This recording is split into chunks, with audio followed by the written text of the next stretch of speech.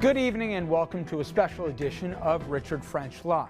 Now, you may not realize it, but almost every aspect of your life has become public and it's become accessible at a moment's notice. So tonight we have a special RFL investigation that focuses on your privacy or lack thereof. We're calling it Surveillance Nation, Your Identity Exposed. In today's fast-paced, super-connected, technological age, everything you do leaves an easy-to-follow trail of digital footprints that reveal who you are, what you buy, where you go, and so much more. This personal data is one of the hottest commodities in today's big business. It is a multi-billion-dollar industry for advertisers and internet giants like Google and Facebook. But for the average consumer like you and me, it can amount to an invasion of privacy. Now, when you hit that like button on Facebook with your virtual thumb, you are voluntarily divulging personal details that are being tracked and analyzed. The trouble is, those personal details, they're no longer yours. It becomes data that you don't own and have no control over. What's worse, that data can then become commingled with surveillance information regarding your whereabouts. It can paint a picture that might be accurate or might be open to misinterpretation. Now, for more than a decade, particularly in response to the terror attacks of September 11th, surveillance systems, they've been recording and storing your data, your image, and the personal information you thought that no one knew. And it's all happening without your knowledge or permission. In today's world of smartphones, security cameras, and tracking devices, the line between security, privacy, and civil liberties, it's getting thinner and thinner.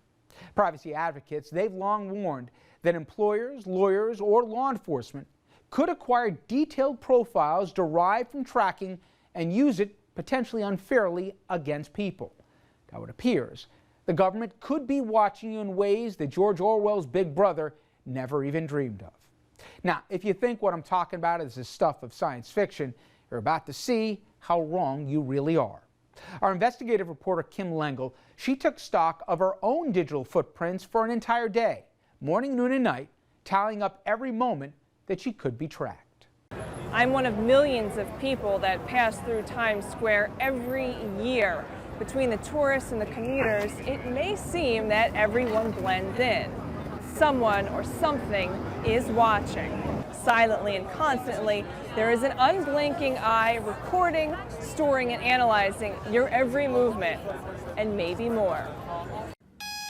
From the moment you wake up, you're unwittingly feeding information about yourself to corporate and government databases. Will it rain today?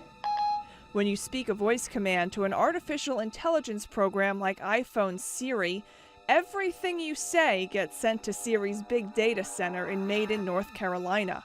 There, it translates what you said and returns the best results back to the iPhone. It doesn't look like it's going to rain today. Siri's forecast may not always be accurate, and if you're worried that Siri might have loose lips, privacy experts say you should be.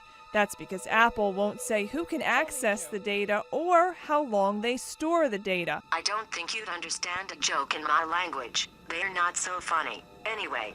Funny and inappropriate jokes included.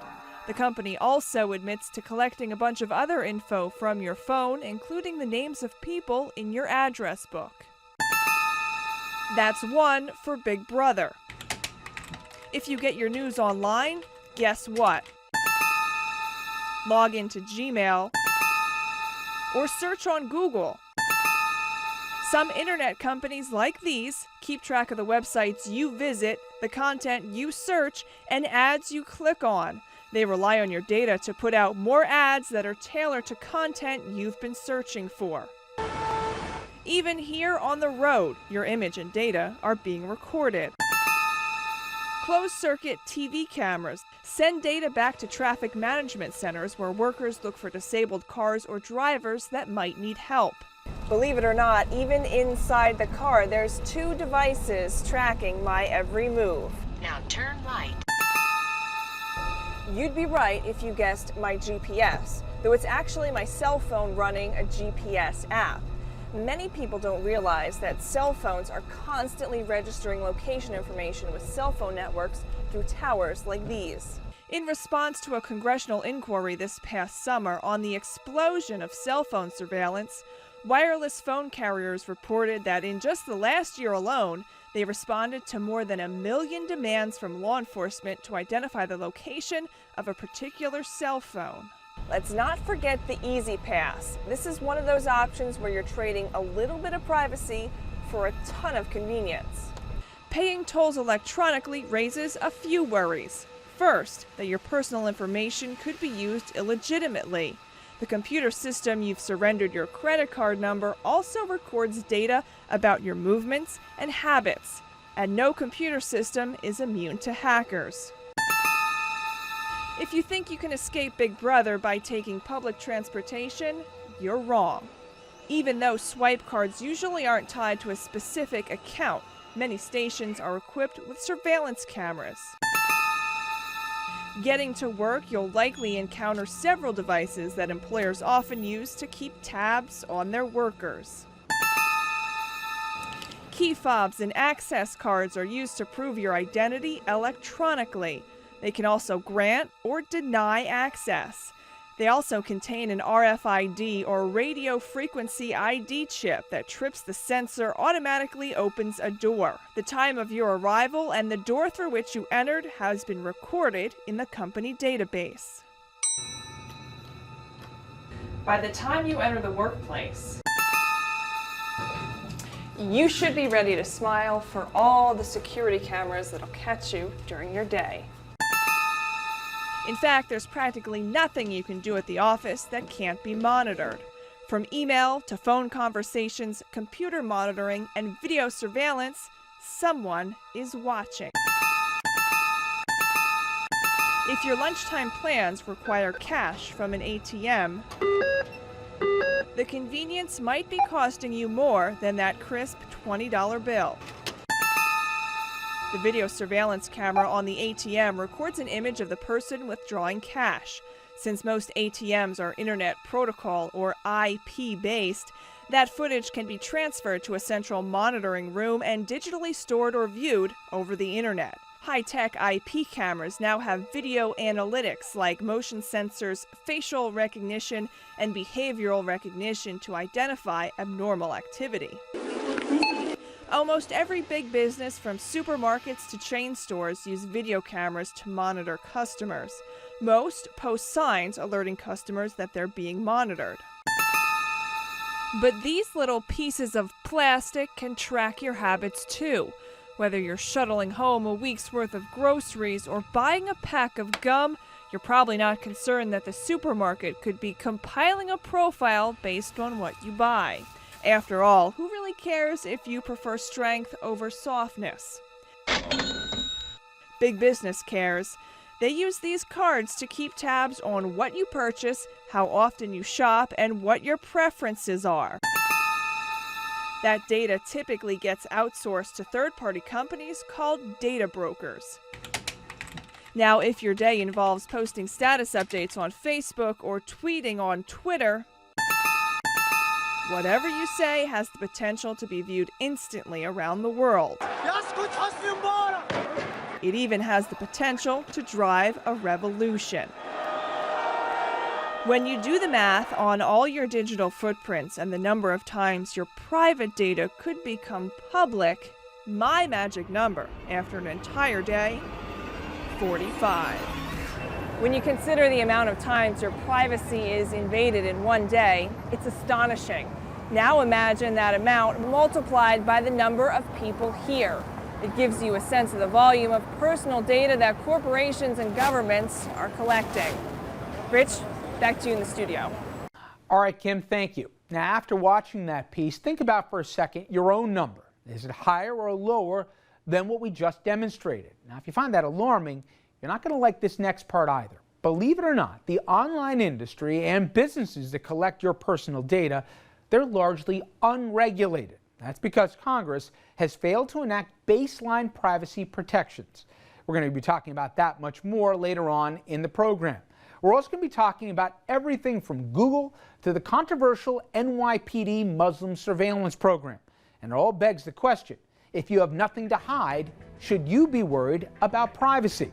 That's our Facebook question of the night. So tell us what you think about living in a surveillance nation. Much more to come, so please stay with us.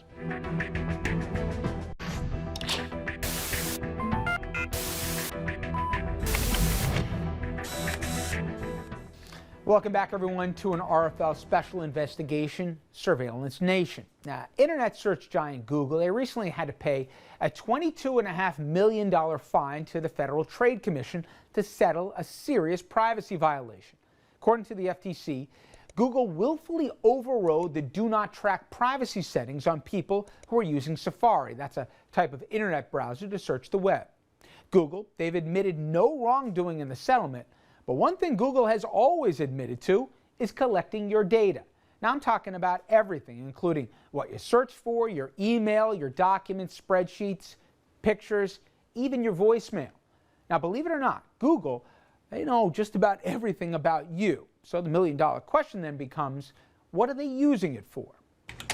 2/3 of all internet searches worldwide, close to 2 billion a day, begin right here in this tiny search box. From sports scores to song lyrics and medical diagnoses, the hilarious to the dangerous and even possibly deadly. You may not realize it, but your search queries can say a lot about you and even exposing the places you visit. Every minute of every day, people turn to Google, treating it like a doctor, a shrink, a wife, or a priest, typing out deeply personal aspects of their lives. When asked if it was a good thing that users place so much trust in the search engine, Executive Chairman of Google, Eric Schmidt, shocked web users when he said the following.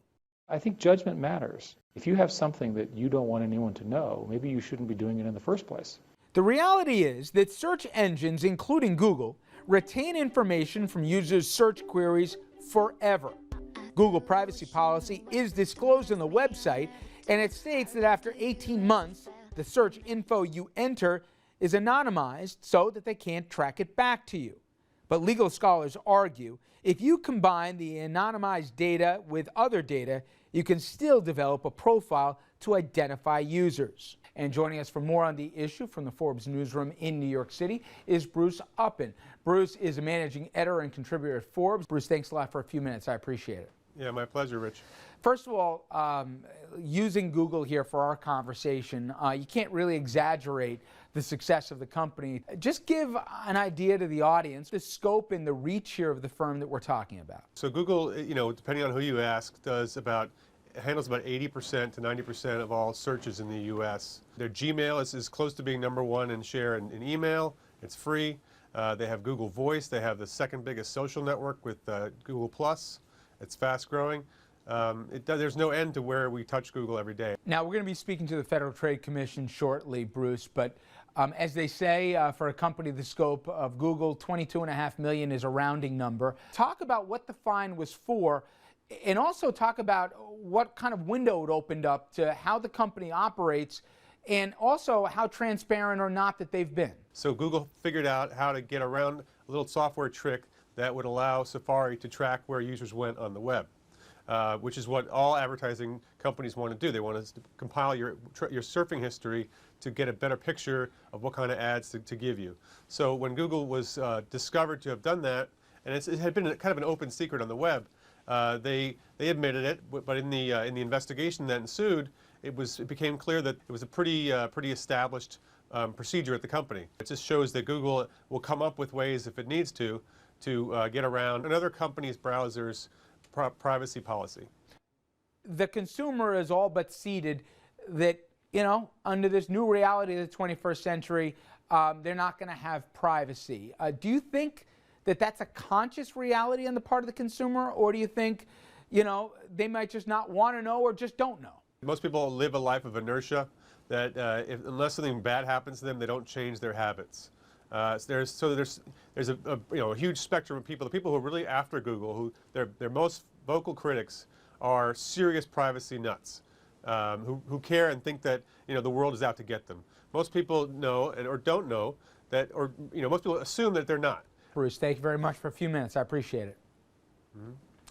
All right, now I'm very curious to get the perspective of our next guest, Andrew Luper. Andrew is an attorney practicing technology law in New York, teaching classes in technology, privacy, and antitrust law. And of course, all opinions you're going to hear from Andrew are expressed here are his own.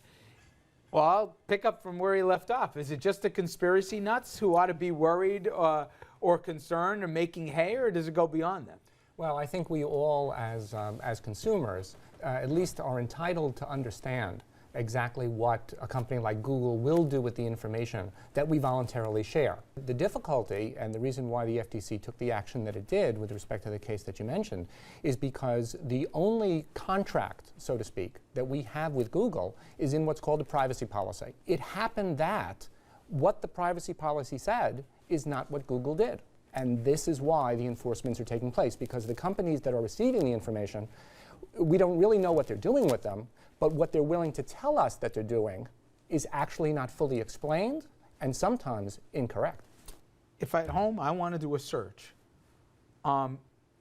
and Google's profiting from my consumership because they're selling ads here to every user like myself, why shouldn't I have an expectation, by their policy, by the way, and also society's expectation here, that they won't take my information, and I shouldn't have to trust their goodwill, that my information won't be used, even if it's for targeted advertising? Why shouldn't I have the expectation that I didn't sign up for that? Yeah. And it's not like if you don't do anything wrong, you've got nothing to worry about kind of argument. I'll decide what you can use my information for. Why isn't that in my purview, not theirs? Yeah, mostly because they are a service provider, and it is your decision to use them or not. You have very little leverage or bargaining power with an entity like Google, right? You're just one possible user. I believe their answer to you will be, if you're not comfortable, don't use our service. You can't really negotiate your own privacy policy because the entity, Google, says, this is what we want to do. If you want to use our service, you're signing up for it.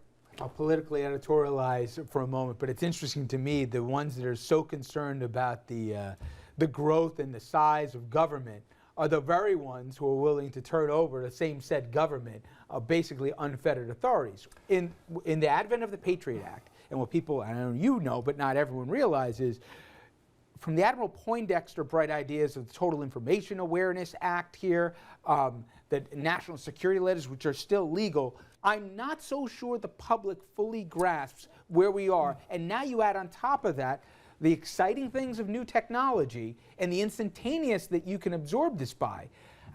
I would just love if we had a national debate with all the facts on the table where the public would fall down. I'm not sure the answer, but I know they don't know the facts. Well, now that you've raised the Patriot Act, let me say this.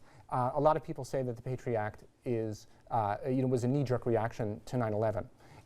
Based upon an understanding of the Fourth Amendment, there is a balance, in the Fourth Amendment. The Fourth Amendment says that an individual has a right to be secure, and there will not be any unreasonable searches and seizures.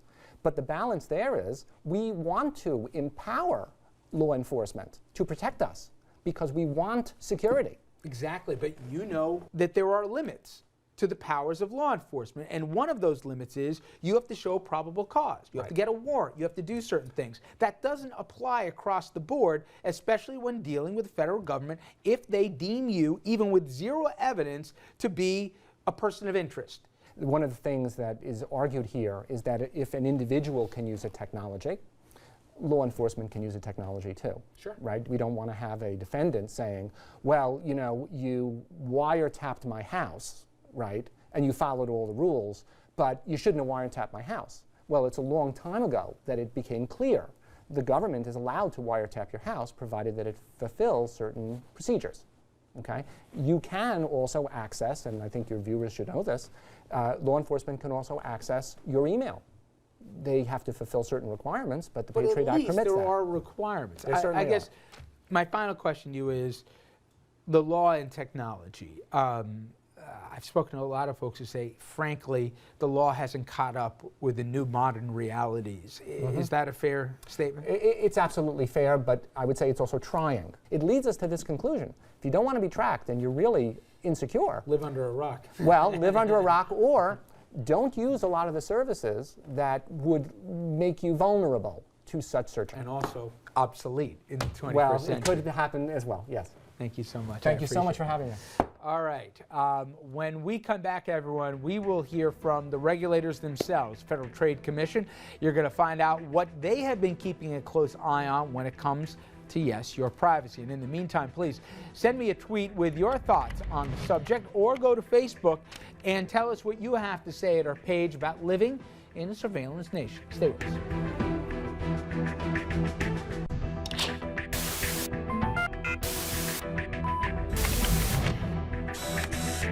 Welcome back to our special RFL investigation titled Surveillance Nation.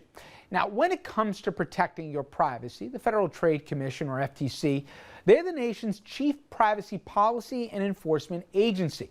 Now, the agency's been after the internet search giant Google since back in 2010, accusing the company of using deceptive privacy practices. And joining us now from the Federal Trade Commission is Deborah Marrone. She has served since 2003, first as an attorney advisor to the Commission. Her expertise is in consumer issues, including privacy. Deborah, thank you very much for joining us. I appreciate it. You're welcome, Richard. Do you think the average consumer would be shocked at how much of their personal information is unwittingly to them being shared with folks that they had no idea were ever putting their eyes on it? Consumers vary so much now, Richard. So you have consumers who freely share everything they're doing, where they are, what they like, what they're eating, what their thoughts are. And then you have more conservative consumers who really are very private individuals. But consumers should be aware that if they put a lot of information on the internet and think that it's just a couple people that are looking at, a lot more could possibly be looking at it. So they really should, anytime they go, especially on any social networking site, they should check the privacy policies very carefully, and they also should be thoughtful and think about what they're doing. Where should the accountability start and stop? Is it if there's a good faith effort on these search engines, that's enough? Or should the consumer really have to be that much more vigilant? Why is it their job?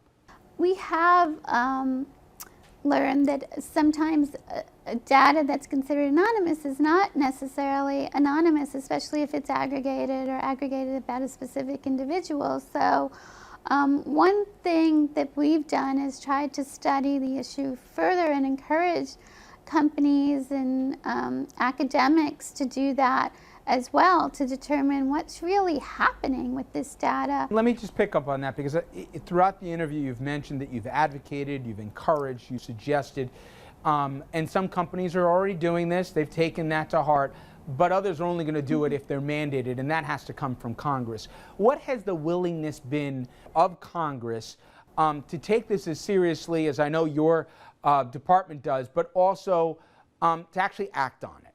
Well, there have been several bills in Congress recently. None of them has passed to date, and it's a question for any of us about whether any will pass in the near future. That depends on who's in Congress. Who would be, from a legislative perspective, opposed in any way to make sure that their constituents and their privacy of their constituents are as protected as possible? We've always advocated self-regulation when appropriate, and in some areas that's really worked. So some people want to, I guess, see how well that is working rather than have a law put into place. Others might be concerned about whether the laws are flexible enough to be nimble for an area that's constantly changing like technology is. You're a very nice woman, Ms. Marrone, here, so I'll say it for you. Or I'll speak for myself, I should say, to suggest that industry will always self-regulate itself and that the consumer will be put first before profit, I think may be naive on some folks' parts. But anyway, my final question is, Google faced a fine, in fact, that you guys were very involved in, I believe in excess of $22 million. Was that substantial enough in your eyes to send a real message? I think anybody thinks that $22.5 million is a lot of money. And that's the highest civil penalty that we have ever obtained in any type of action. It's a really substantial message to the industry. Hey, Deborah Marrone, I appreciate a few minutes. Thank you so much. Thank you. We're going to take a quick break now, but when we come back, we tell you why the nation's biggest police force may be spying on people they're sworn to serve and to protect. More to come right after this.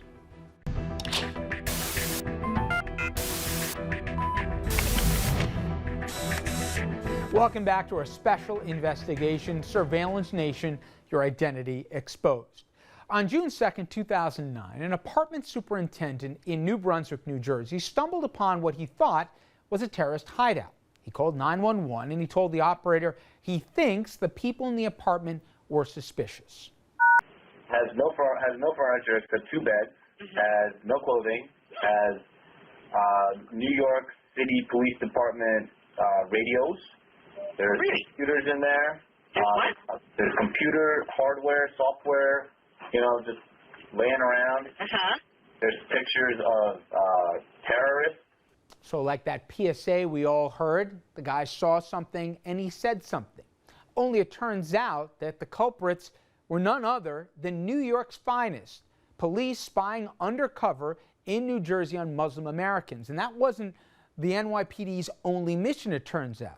The NYPD apparently went to great lengths to collect surveillance following Muslim students on whitewater rafting trips, recording sermons, hanging out in hookah bars looking for dissidents, and even using minor traffic infringements to force Pakistani taxi drivers into reporting on their neighbors. In the months since the NYPD was outed for its Muslim surveillance program, it has been widely criticized. And then came this stunning revelation that after more than 6 years of spying on Muslim neighborhoods, the surveillance never generated a single lead and never triggered a single terrorism investigation. With the stunning acknowledgement, critics say the NYPD's tactics are both an illegal act of racial profiling and a massive overreach in the department's jurisdiction. Many Muslim Americans say they feel violated and that their privacy has been infringed upon. Now, although this remains an extreme example of how Americans are being surveilled and tracked, the reality is, as we're about to show you, there's virtually nowhere to hide in today's surveillance nation. And our reporter Kim Lenga rejoins us to explain. In the aftermath of the terrorist attacks of September 11, 2001, the market for video surveillance cameras skyrocketed both in the U.S. and around the world. The attacks coincided and further motivated technological advances that made it cheaper and easier to install and monitor surveillance equipment. A decade later, there hasn't been any other major attacks, but there are now an estimated 30 million security cameras constantly recording as a result.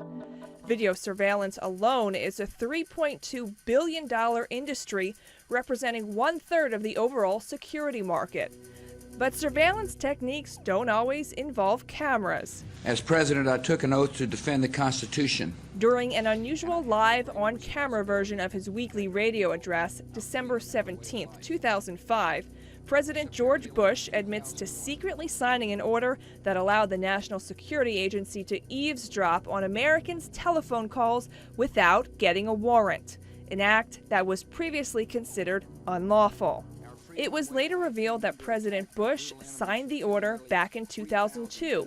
That same year, media reports revealed that the Pentagon was working on what would later be dubbed the creepiest surveillance project ever. Under the leadership of Admiral John Poindexter, the government was constructing the largest data mining project ever undertaken. Called Total Information Awareness, the vision was to gather all sorts of personal data and analyze it for suspicious behavior patterns. News of the project was met with outrage, but many people didn't think it was much of a problem. The reason, they said, they've got nothing to hide. Okay, Jed, what's coming? Double homicide, 1 male, 1 female. If you thought this kind of technology existed only in Hollywood or science fiction, don't look now. Big Brother is one step closer to watching you all the time. The FBI has begun introducing its brand new $1 billion biometric next-generation identification system. It is, in essence, a nationwide database of mugshots, iris scans, DNA records, voice samples, and other biometrics. The program will tap into surveillance cameras to scan faces and match those images against a national database of known criminals. Security experts say the program will result in a faster identification of criminals and fewer unsolved cases. But privacy advocates say that such a system will inevitably sweep up scores of innocent people with no criminal record, and they worry about those caught on camera next to persons of interest, thereby winding up in a federal database or subjected to unwarranted surveillance. A few states have already begun uploading suspect and criminal photos into the system. The FBI's next generation identification system is expected to be rolled out nationwide in 2014. Now, when it comes to threats to privacy, many people think that as long as you're not doing something illegal, you should have nothing to worry about. It's known more commonly as the nothing to hide argument, and frankly, it's misguided. As many privacy advocates and even political experts will tell you, the government shouldn't be looking over your shoulder unless it has a very good reason, or more specifically, a warrant. And we want you to tell us what you have to say on the subject. So please, go to facebook.com/RichardFrenchLive and answer our question for you tonight. If you have nothing to hide, do you feel you should even worry about your privacy? All right, we're going to jump to a quick break here, but when we return, we're going to bring in a panel of experts to debate that very issue. You'll want to stick around.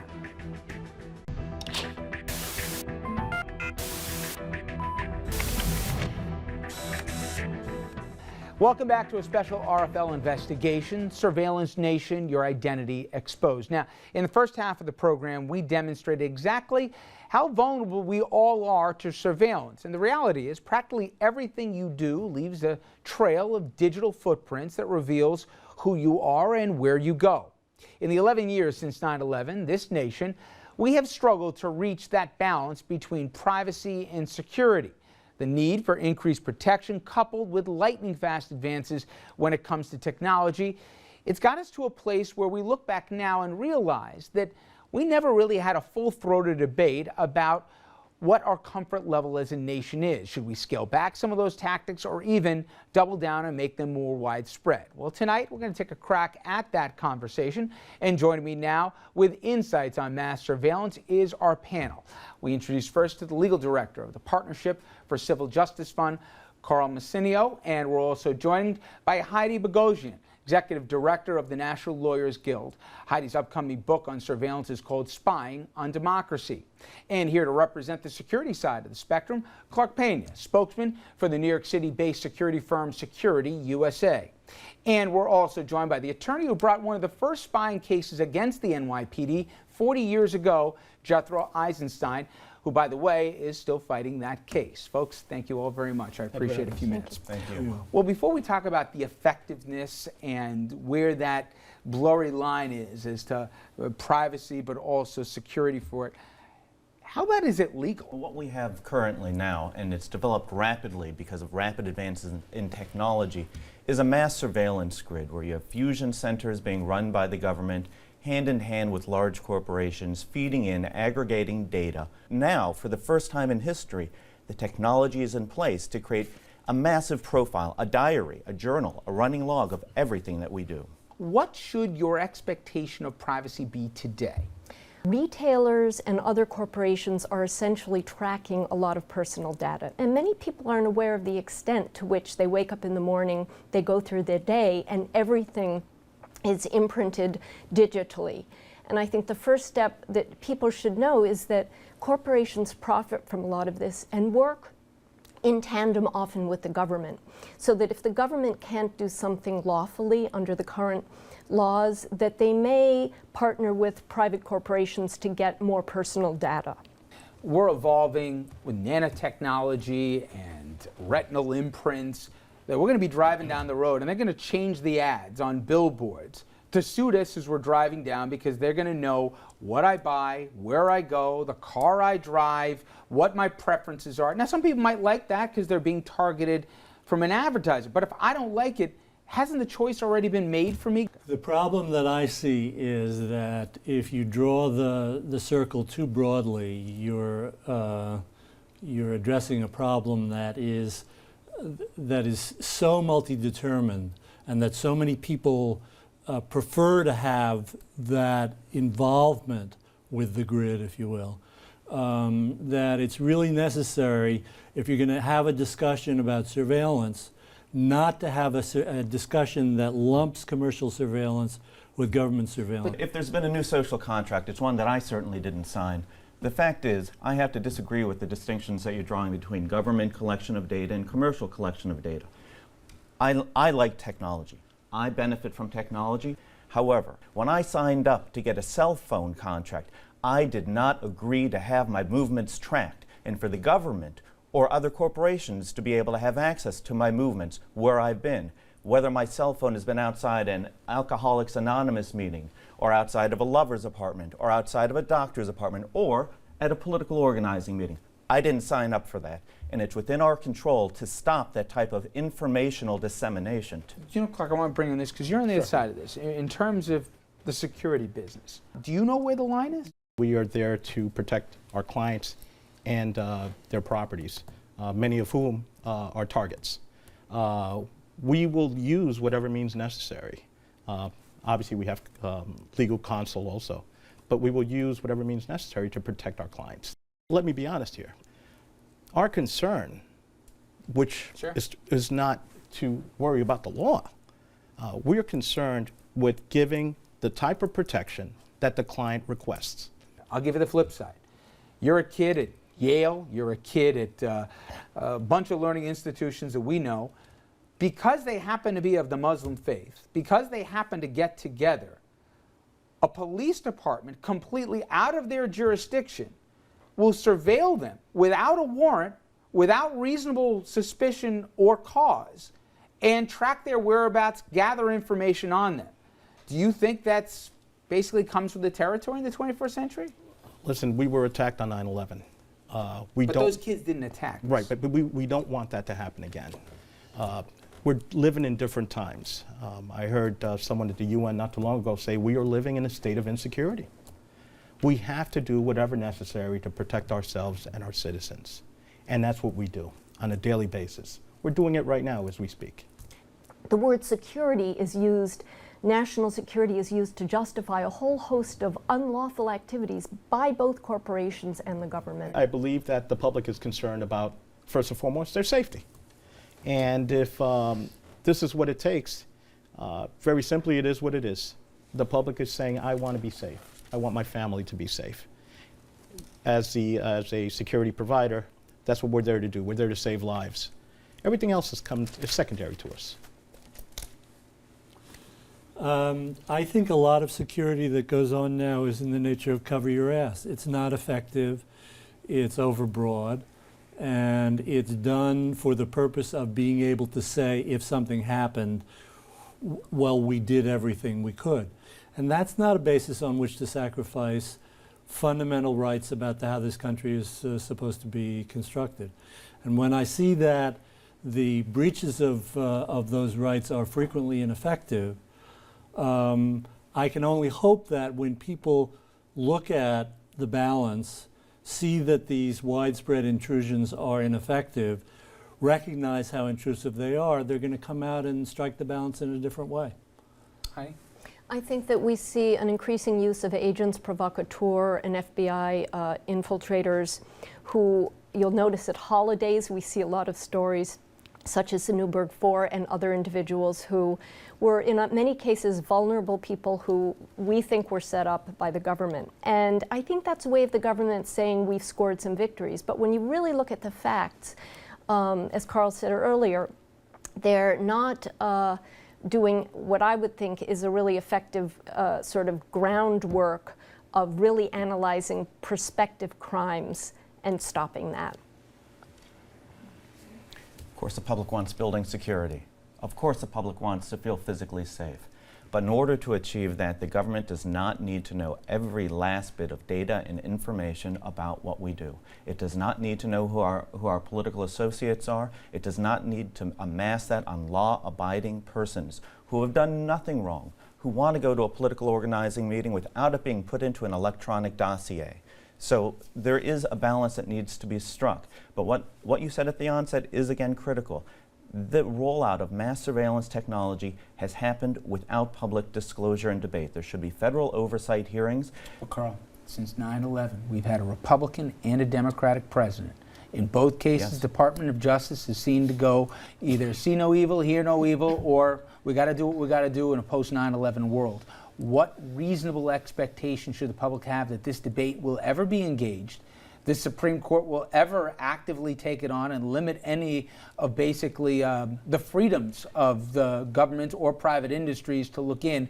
Hasn't the horse already left the barn? It has not left the barn, but you are correct. We can't wait for Congress to take leadership. We can't expect either a Democratic or a Republican president to pull back on massive executive authorities. Who is going to make the difference? The people are going to make a difference. They know that. If the people demand oversight hearings, there will be oversight hearings. And if the oversight hearings expose that there has been a massive warehousing of personal data on law-abiding persons, that will trigger a political backlash that will change the landscape. That's why at BigBrotherAmerica.org, at our website, our first step is to demand that there be disclosure from the government of the scope of data warehousing, data dissemination, and let the public have its rightful voice, its say about what its personal data is put to use. Well, I'll only say this. We debate seemingly throughout this whole election season the role of government and the fear of government getting too big. This is one debate I haven't heard yet. Hopefully, maybe in the subsequent debates, we will. Gentlemen, Heidi, thank you all very much. I appreciate a few minutes. Thank you very much. Now, if you want to see more of what our guests had to say about living in a surveillance nation, please just head over to our Facebook account, and while you're there, drop us a comment or answer our question. If you have nothing to hide, should you worry about privacy? Stay with us. My final thoughts when we return.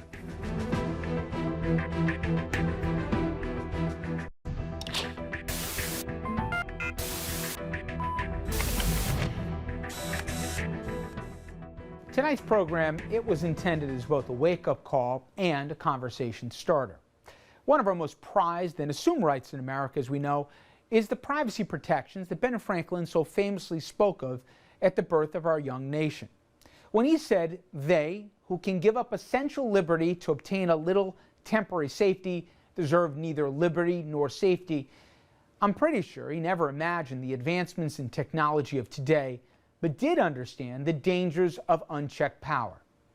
In a post-9/11 world, we have either been pressured or merely accepted the compact that safety means waiving an expectation to privacy. We've also unwittingly gone along with the trade-off that the digital age means that our personal information is now public domain for corporate America. I don't know about you, but I don't remember a debate before my rights were both trampled on and even put up for bid. In many ways, it seems that the horse has already left the barn.